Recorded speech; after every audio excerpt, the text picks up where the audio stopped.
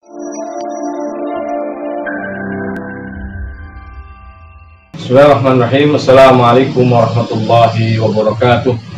Alhamdulillahi rabbil alamin wal aqibatu lil muttaqin wa la udwana illa 'alal zalimin wa asyhadu an la ilaha illallah wahdahu la syarika lah qayyumus samawati wal ardin wa asyhadu anna Muhammadan 'abduhu wa rasuluhul amin nabiyina Muhammadin sallallahu alaihi wasallam al-mab'us rahmatan lil alamin wa huwa sayyidul awwalin wal akhirin wa sayyidul mursalin wa ala alihi at-tahirin at-tayyibin wa ashabi ghuril mayamin wa man tabi'ahum bi ihsanin ila yaumiddin. Amma ba'd. Pemirsa Parenting Sunnah TV yang dirahmati Allah Subhanahu wa taala, segala puji hanya milik Allah Jalla wa ala atas segala karunia dan rahmatnya.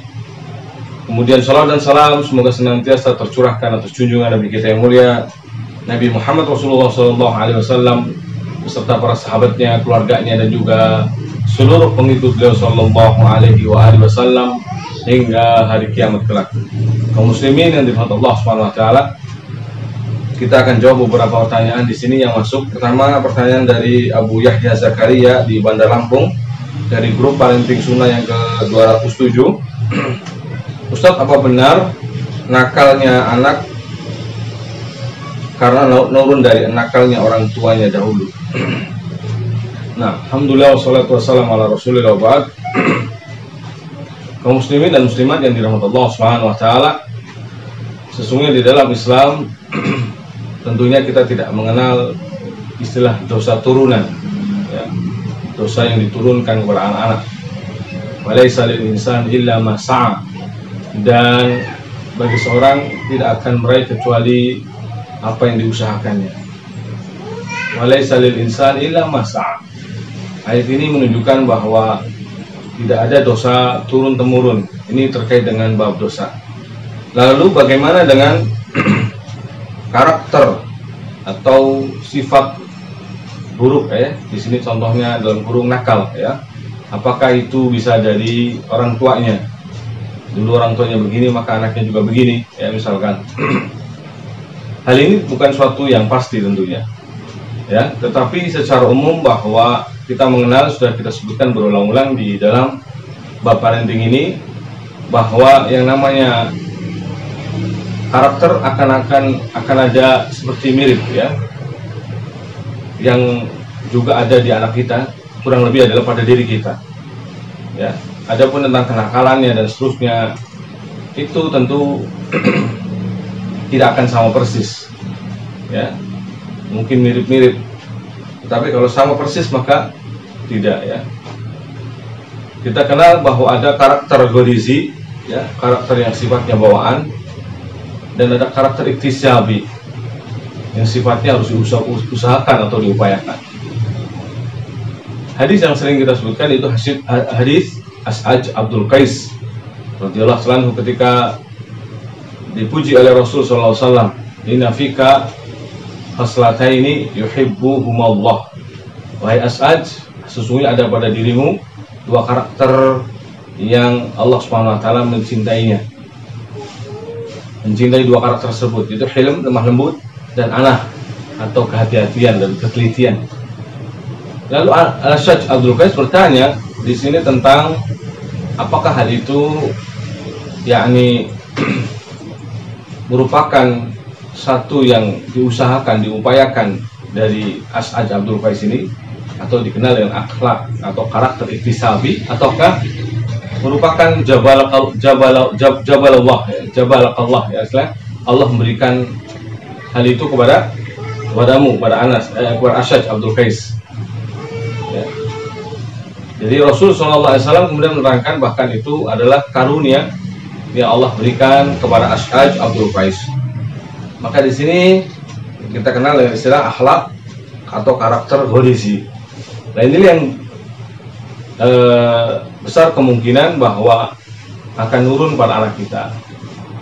Jadi tidak mesti kalau bapak kemudian turun ke anak laki-laki, belum tentu. Bisa jadi berbalik, ya, antara bapak kemudian ditiru karakternya ke anak perempuan misalkan, atau anak laki-laki justru dari ibunya, ya, dan seterusnya. Maka kita lihat kadang ada anak laki-laki tapi pemalu kayak ibunya misalkan. pemalu, gaya ibunya dan seterusnya. Jadi dan sebaliknya ada anak perempuan yang kadang justru berani, ya. Ini karena nurun dari karakter bapaknya.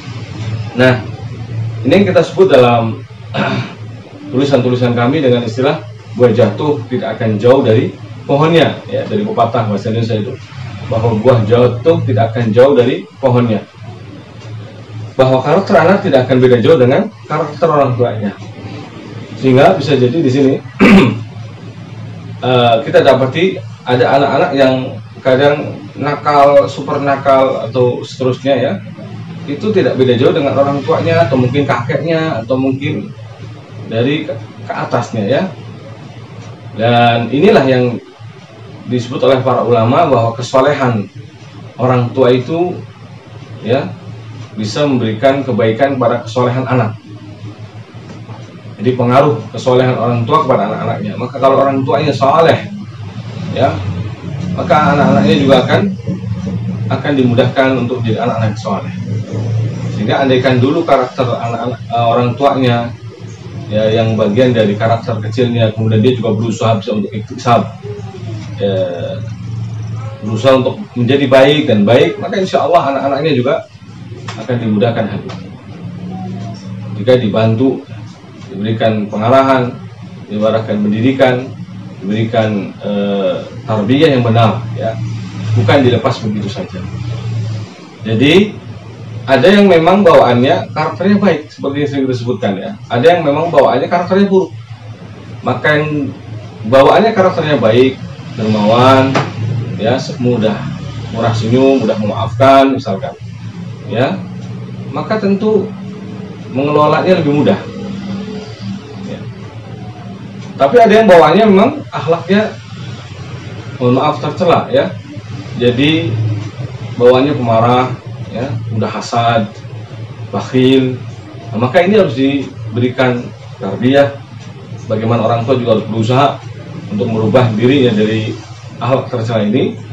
Maka anak-anak juga harus dididik, diberikan pengertian, diberikan contoh teladan untuk menjadi pribadi yang baik, berkarakter yang baik, ya, dan seterusnya. Baik. Allahu ta'ala wa'alam. Ini secara umum, ya. Kemudian yang kedua, dari grup 192 Parenting Sunnah dari Ibu Dewi di Depok. Bagaimana, ya Ustadz, anak kami perempuan umur 8,5 tahun. Sejak kecil memang kami menerapkan sholat subuh tepat waktu. Tapi semakin kesini meski tepat waktu, tapi membangunkannya cukup susah daripada dulu. Dan kebiasaannya setelah subuh adalah tidur. Karena kan belajar dari rumah. Kebiasaan ini kami khawatir pas nanti masuk sekolah, bangun subuh wajib bagi kami. Tapi khawatir kalau tidak tidur lagi di sekolah mengantuk Ustadz, karena sekolah full day. Bagaimana Ustadz caranya agar bisa bersinergi dengan baik? Baik, alhamdulillah wassalatu wassalamu ala rasulillah wa ba'd.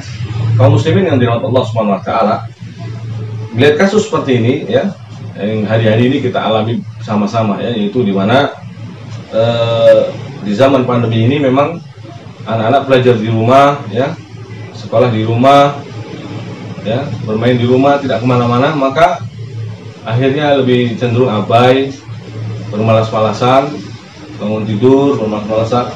Sebenarnya kiat yang paling penting di sini adalah jangan lupa kita bahwa disiplin di hari-hari biasa itu, di hari-hari normal, di hari-hari belajar, ya, maka harusnya diterapkan pula di hari-hari libur, di hari-hari yang seperti ini pula, ya. Artinya jangan pernah kendor dalam hal disiplin. Kalau kita kendor maka akan terus begitu, karena segala sesuatu itu tergantung kebiasaan, ya kan? Segala sesuatu tergantung dari kebiasaannya atau pembiasaannya.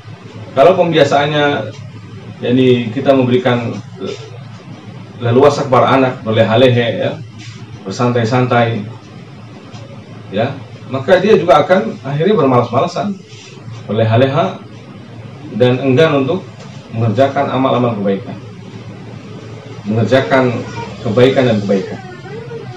Memang di sini tidak boleh kendor, dalam arti mungkin diarahkan, misalkan tidak harus baca Quran, misalkan kalau memang anak-anak biasanya memang habis subuh baca Quran, tapi hari ini mungkin agak malas, maka mungkin intinya biar dia tidak tidur, kasih kegiatan.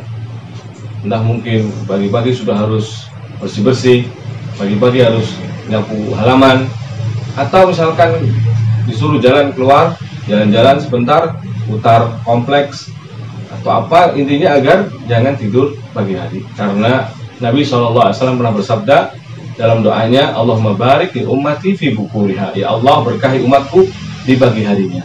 Jadi keberkahan itu di waktu pagi.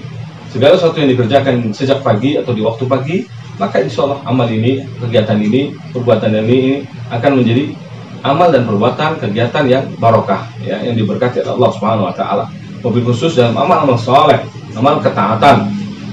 Allahumma barik li ummati fi bukuriha, ya.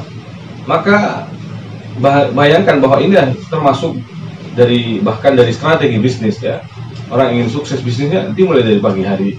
Orang yang ingin sukses dalam bertani, maka dimulai di pagi hari. Orang yang ingin sukses dalam pendidikannya, maka dimulai di pagi hari. Allahumma barik li ummati fi bukuri, ya Allah. Ya Allah berkati umatku di pagi hari. Ini doa Nabi SAW. Ya.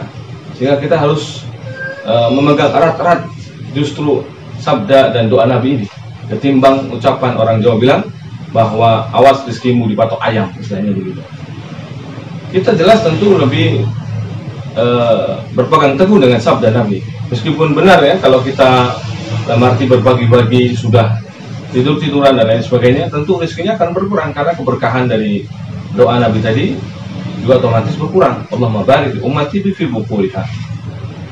Maka kaum muslimin yang dirahmati Allah Subhanahu wa taala, pembiasaan ini yang sering harus dijaga, yaitu dengan pembiasaan yang baik, ya. Jangan sampai kendor meskipun di liburan, sampai pun nanti di libur semesteran ataupun libur istilahnya akhir tahun dan seterusnya, maka orang tua tidak boleh kemudian ini waktunya libur maka membebaskan anak-anak. Tidak ada istilah seperti itu. Ada soal sholat subuh tepat waktu, ya. Sholat subuh harus usaha keras adalah pada waktunya. Jangan sampai kendor kemudian sampai jam 8 pagi, jam 7 pagi, ya. Ini akan menjadi pembiasaan nantinya ketika di hari-hari normal, ya. Ya, jadi apa yang dikhawatirkan ibu memang benar, karena kita telah istilahnya lengah di sini, telah teledor, maka harus dikembalikan kembali tentang prinsip untuk menegakkan disiplin pada anak, ya, membiasakan kebiasaan-kebiasaan baik meskipun di hari-hari yang mungkin agak longgar seperti ini. Longgar dari sisi artinya tidak harus ke sekolah, tidak harus berangkat bersegera, tapi kita tetap harus menerapkan sisi disiplin. Karena sholat tidak boleh di luar waktunya, ya. Maka meskipun belajarnya dari rumah, tetap sholatnya harus luar waktu. Dan jangan dibiarkan tidur setelah itu, karena akan banyak hilang keberkahannya.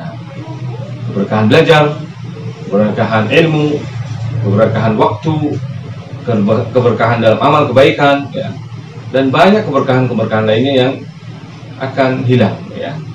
Padahal kita berharap dan selalu minta kepada Allah, Allahumma inni as'aluka ilman nafi'a wa rizqan thayyiba wa amalan mutaqabbala. Doa di pagi hari setelah salat subuh, ya. Nabi SAW mengajarkan doa kita, Allahumma inni as'aluka ilman nafi'a, ya Allah, aku mohon kepadamu ilmu yang bermanfaat. Wa rizqan thayyiba, rizki yang baik, jadi halal dan thayyibah. Wa amalan mutaqabbala, dan amal yang diterima. Nah, tidur pagi hari akan hilang banyak kesempatan beramal kebaikan. Jadi pagi hilang, ya. Kemudian akan kelewatan pula mungkin keutamaan yang lainnya. Contoh dari Abu Bakar Siddiq radhiyallahu anhu, beliau mencontohkan hal yang luar biasa yang bahkan sahabat-sahabat yang lain tidak mengamalkan. Pada suatu hari subuh, ya, begitu selesai sholat subuh, Nabi berpaling atau menghadap kepada para sahabat lalu menanyakan, siapa di antara kalian yang pagi ini sudah mengiring jenazah?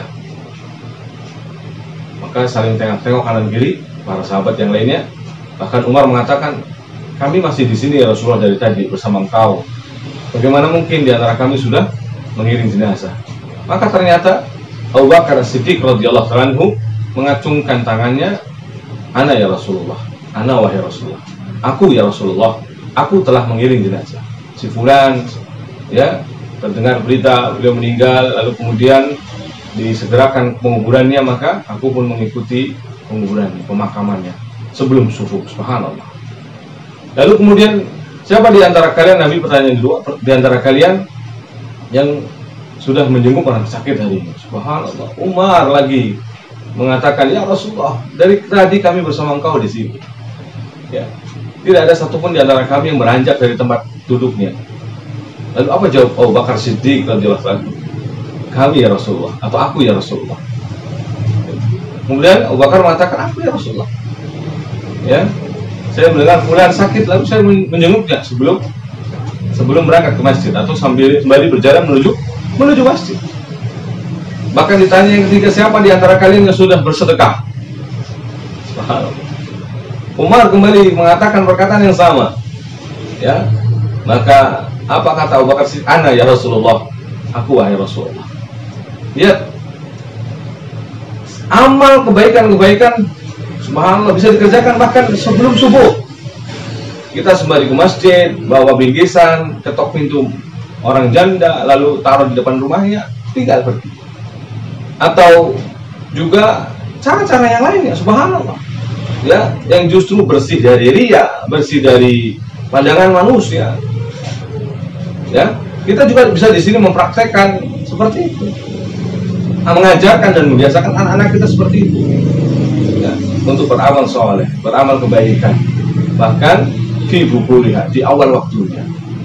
Kemudian di sini, ya, baik sholat subuh atau sholat yang lainnya, tetap, ya, meskipun di masa-masa seperti ini kita ajarkan anak untuk sholat tepat waktu, sholat, ya, sesuai dengan waktunya, ya. Dan agar kayak full day school ini misalkan, kemudian tidak ngantuk di sekolah, ya, memang harus awal waktu tidurnya di awal waktu, maksudnya agar bangunnya di awal waktu sehingga fit, ya. Tidak perlu tidur pagi lagi, jangan, ya, meskipun full day. Atau kemudian setelah pulang, ya, bisa istirahat, jangan melakukan kegiatan-kegiatan yang terlalu berat. Nanti di sholat, di sekolah full day, ya, yang sistemnya sampai sore, ya, jam 3, jam 4 dan seterusnya. Maka ini siasatnya adalah harus tidur di awal waktu agar bangun di awal waktu. Wallahu ta'ala wa a'lam bishawab. Hada ma'akulakum wa sallallahu ala nabiyyina Muhammad wa alihi wa sahbihi ajma'in. Walhamdulillahi rabbil alamin. Subhanakallahumma wa bihamdika asyhadu an la ilaha illa anta astaghfiruka wa atubu ilaik. Wassalamualaikum warahmatullahi wabarakatuh.